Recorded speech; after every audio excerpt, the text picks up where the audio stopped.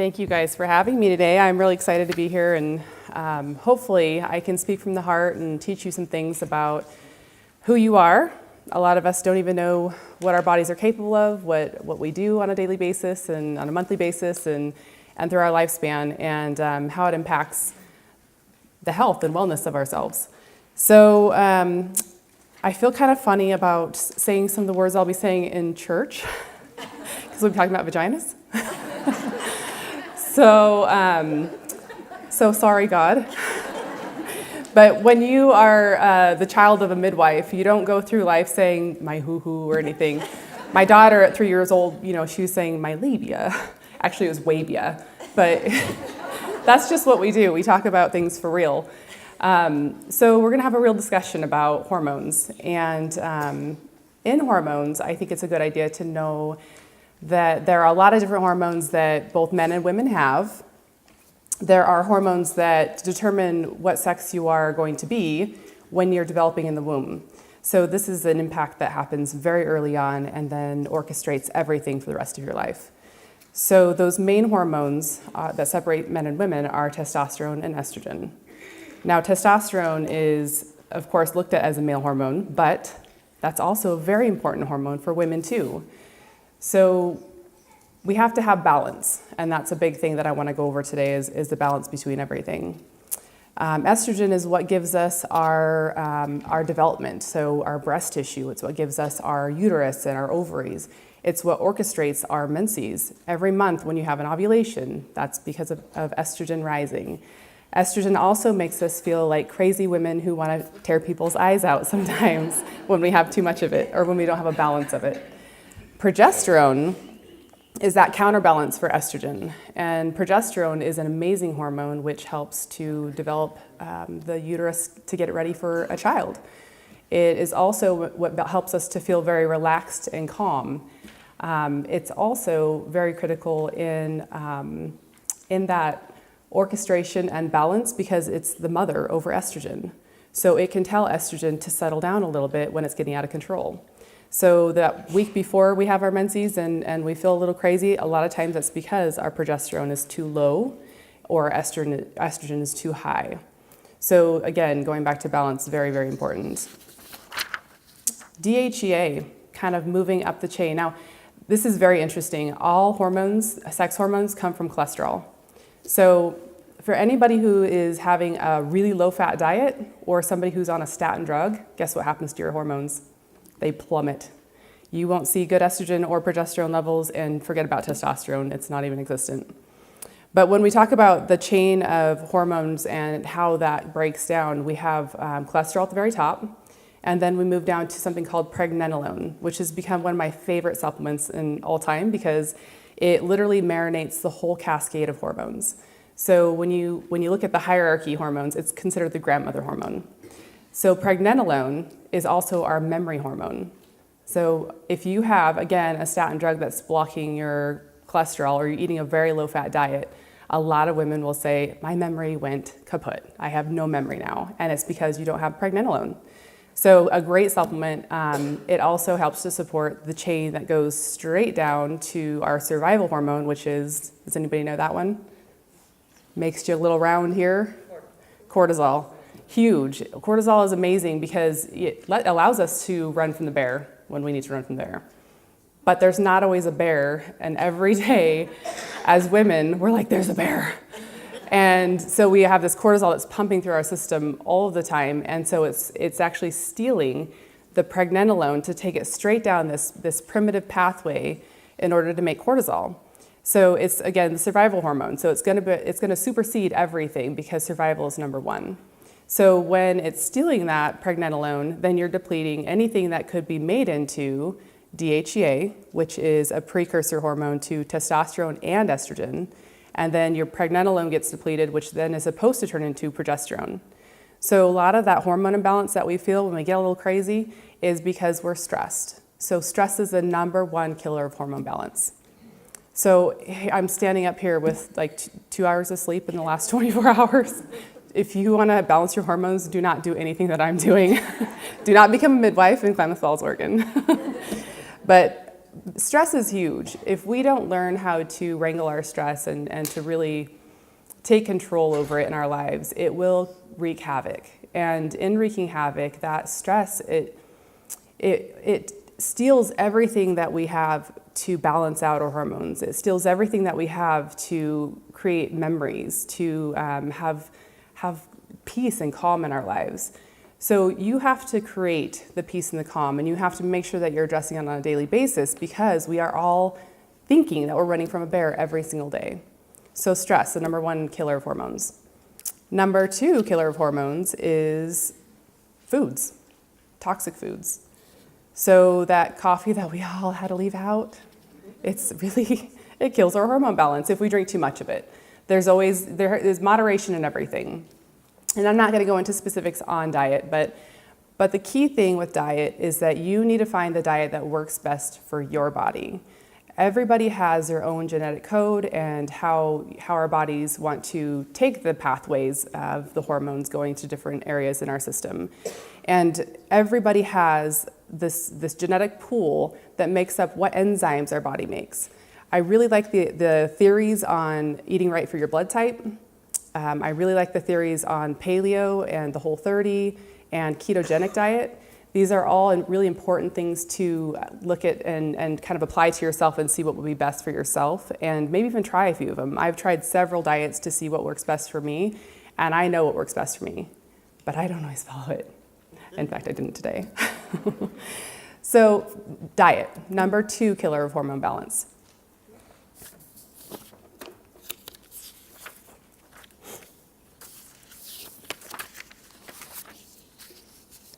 The number three killer of hormone balance is sleep, lack of sleep. I'm really imbalanced today. So sleep is what orchestrates a lot of the reset in your body. When you go to bed at night, and this is really important for shift people, so people who do night shifts, we don't release the melatonin, or if you're doing abnormal shifts and staying up late, or if you're just not a night shifter, you just stay up late, you're a night person, you're not releasing melatonin the way that you're supposed to. Melatonin has been implicated in, lack of melatonin has been implemented in breast cancer even. So extremely important for you to have this reset at night where your body is able to just go back to zero. So, and your cortisol should be low during the nighttime. Not always the case when, of course, we're thinking we're running from the bear, especially if the bear is our kids trying to get them to bed at night, or if it's, that exciting movie that you watch before you go to bed, or something very stimulating that you're doing. So cortisol, needs to drop. Melatonin needs to become that primary hormone that kind of takes over, lets us turn off our brains, and also it resets all of the sex hormones for the night. So when you're riding on this kind of overdrive all the time, you are depleting your melatonin, or you're disrupting that normal circadian rhythm. And it's really interesting because they came out with a study that said that if you just spend a week in the forest, go camping for a week, you will completely reset your melatonin. So if you have a problem with insomnia, great way is to go camping for a couple weeks. You will probably fix your problem with insomnia, at least your melatonin issue. There might be other problems going on. So sleep is big. And that kind of leads me to another area, because I think that turning our brains off again, that cortisol response is really important. Our spiritual health.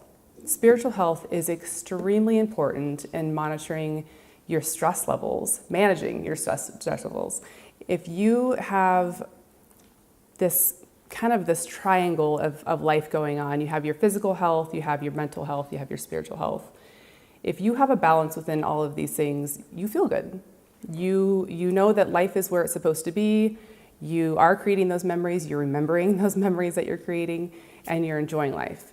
If your physical health starts to go, then a lot of people who don't have a good spiritual health or a good mental health, all of a sudden they don't have anything to rely on.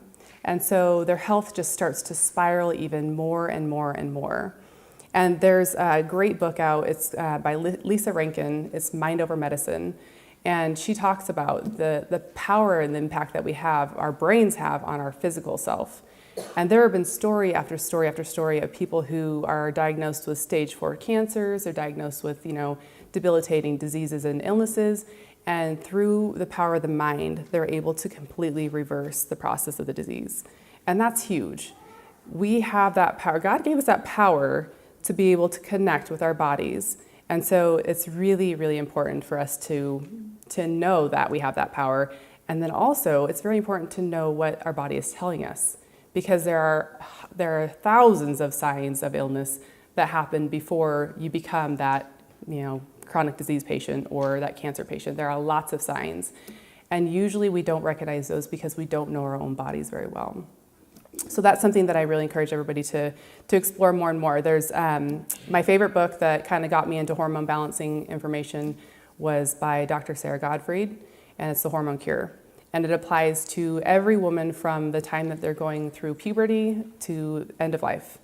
And she really takes it back to the basics and again addresses stress, diet, sleep, and then she even throws in lots of supplementation that you're able to apply to your certain circumstances that can make a really big difference in your balance. So a couple little tidbits on what you can do to manage imbalances. So we talked about stress, diet, sleep. There are a lot of supplementation that is out there for balancing the hormones, especially for people who are going through menopause. And you can find lots of herbals out there. Most of these things, and I think Jerry is a master herbalist. Where'd Jerry go? I think Jerry's a master herbalist, so she might be able to answer some questions on that. But generally, the cohoshas are great. They help to balance things out. Now, if you have a health history issue where you shouldn't be having estrogenic things in your body, like you are a breast cancer survivor or a patient, then these are things that you want to avoid. But it's important to know that when you don't have balance, it's usually because this estrogen has been really high, that's what causes a lot of times those cancers and illnesses. So there are ways that you can balance those out and suppress those before you become that cancer patient. So those cohoshas and things that you can use early on, Vitex or Chase Treeberry, they actually can suppress your own overdrive of estrogen. There are lots of things in the environment that can cause our bodies to think that we have too much estrogen, and that could be a problem too. So detoxification of your body is critical. And detox can be done on a daily basis. It can be done, you can buy products that help you to detox. You can do a juice fast. There are lots of ways to detox, and you can research those. But I think, again, really important to use herbs in that detox as well, because it helps to kind of balance things as you're pulling out those bad estrogens. And you would be amazed at the things that can cause this imbalance in your body and what things act like estrogen in your body. Anything from heating up your food in a plastic container in the microwave to the pesticides that they spray and the herbicides that are sprayed around our yards if you live in the city or the county. So exposures are really high for everybody. And it affects not just your sex hormones, but also your thyroid hormones and your ability to detox itself. And so these fake estrogens that do live in our environment, you can detox those out, and it's very important to do so on a regular basis. And again, the herbals are really important for detoxing the liver, so that's great. So some of my favorite supplements for balancing the hormones, calcium and magnesium. A lot of women are very deficient in magnesium, and mostly the reason is because magnesium gets depleted when we're stressed. So mag is huge. And most of the time, people can tolerate magnesium pretty well. There are lots of different types of magnesium out there, and it's always best to check with your provider to make sure that it's okay for you to take these things. But mag at night helps you to relax a little bit, stay kind of, it's a muscle relaxant, so it helps your muscles to relax, but also your brain to relax too. So mag's huge. Whenever you're taking magnesium, you want to balance it with calcium too, and bone health is extremely important for women. And at age 30, our hormones start to drop so much that our bones start to deplete as well, the strength of the bones, the density of them. And a lot of the drugs that are out there that are made to build your bone back up, they actually aren't the greatest. Some of them cause actually an increase in fracture. And so it's very important that if you are experiencing osteoporosis or bone loss, that you really educate yourself on what things that you can do to actually build the bone. Calcium is big. You can't take calcium without magnesium because calcium can deposit in your vessels and cause cardiovascular disease. So there's always this, again, balance that we're looking for. So Cal and Mag, B complexes, especially ones that are called like stress B complex, activated B vitamins, extremely important. Again, because we deplete these. Every time that we get a little anxious, we are depleting our B vitamins. And also they're very important in the daily detoxification of our bodies too. So very important. Vitamin D, there are hundreds of receptors in the body for vitamin D, and when they're attached to those receptor sites, when a vitamin D molecule comes in, it either flips a switch on or it flips a switch off, and you have them everywhere. So even if you're vitamin D deficient, your gene or your body, your enzymes flip a switch on to make serotonin in your body. Serotonin is your happy hormone. So a lot of people experience depression when their vitamin D gets low. It also has to do with cancer prevention, and very important for the immune system to function the right way. So vitamin D is critical as well. And then, of course, there are a ton of the herbals that are out there. The cohosh. My favorite prescription to write is for progesterone cream, because pregnenolone, as we talked about, being that first hormone that gets really depleted in stress, it's supposed to make that progesterone for us. And when I see women who have hormone imbalance, that is usually the number one thing that I'm seeing is a progesterone deficiency. And when your progesterone is deficient, then that estrogen is allowed to get out of control. So that's a lot of times the women who are experiencing a lot of the PMS symptoms, or having a lot of the really severe menopausal symptoms that are just all over the place, up and down. And again, because it's the mother over estrogen, very cancer preventative to balance that out. So progesterone is, there's a couple different kinds. There's a synthetic kind that is extremely neuroirritating, so it actually can make you very anxious and can cause insomnia. Or there's a natural kind that comes from Mexican wild yams. And this is a very biologically, like our system, hormone. It's a cream usually. So progesterone creams, you can find them even over the counter. But they have been a very critical part of my practice, because I feel like they really help to balance people out and mother that estrogen that needs to be mothered. So that's kind of the overview of hormones and female hormones. And I want to touch a little bit on menopause. So menopause, when you are going through, I've had patients who they go through menopause and they come in 5 years after they had their last menses and they say, I sailed through it, I feel great. I never had a hot flash, I never had any problems with vaginal dryness, and my mood's great. And I'm like, who are you? And how do I do that? Because I think most of us at even 20s and 30s now are experiencing hormone balance because of our environment and the impact that it has on our bodies. So I think it's really important to hear these stories about women that do it right. And guess what they're doing? They're sleeping, they're managing their stress, and they're eating the right things. And some of them are supplementing, but some of them aren't even supplementing. And they're happy, they're healthy.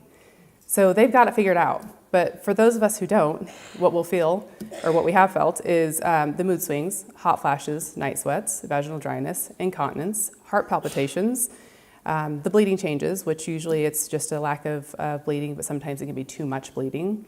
Bone loss, the insomnia, water retention, irritability, uterine fibroids, breast changes, especially fibrocystic breast disease, headaches, low energy, tender breast, nervousness, and depression, hair loss. Sounds exciting, right? Not so much.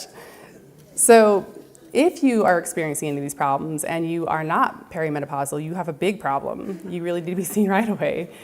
Get your hormones tested by a professional and figure out what's going on. If you are perimenopausal and going through these, or you're postmenopausal and going through these symptoms, it doesn't mean that you have to take hormones in order to feel better. It means that you need to address those first things first, and you need to make sure your life is where it needs to be. That sometimes means you need to pass off something that's making you extremely stressful. And sometimes that means that you need to pray more or meditate more or do whatever it is that you feel spiritually connected with. It sometimes means that you need to cut out certain foods out of your diet, which is really hard, but it has to be done in order to feel good. So it's always about balance, always finding what works best for you, always figuring out, again, that diet, what's going to be the best diet for you. Not everything works for that person, or one person that works for the next person. So treat yourself as an individual. Find a provider who will treat you as an individual and really look deeply into what your concerns are. So I hope that everybody is able to take something from this and make a big change in their life, so that way they don't have to suffer from any of these crazy things that we go through.